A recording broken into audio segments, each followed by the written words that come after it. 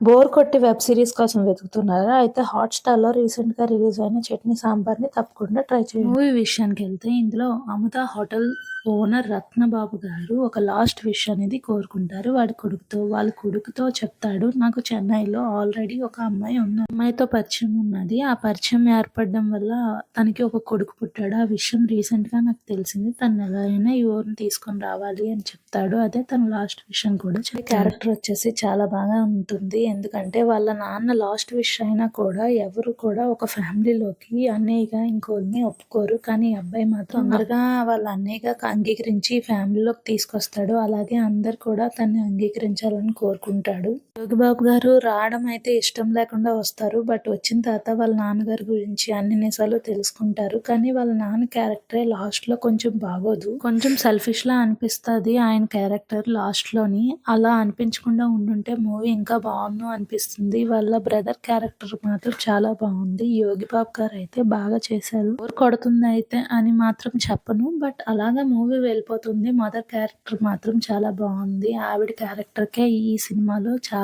Importance ఉన్నది.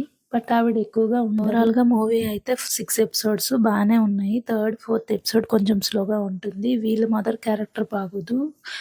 అంతగా నచ్చదు నాకైతే. ఈ మూవీకి అయితే నేను 5కి 3 రేటింగ్ ఇస్తాను. ఒక్కసారి ట్రై చేయండి. చట్నీ సాంబార్ హాట్‌స్టార్‌లో అవైలబుల్‌గా ఉంది. అంతే ఈ వీడియో. Bye bye.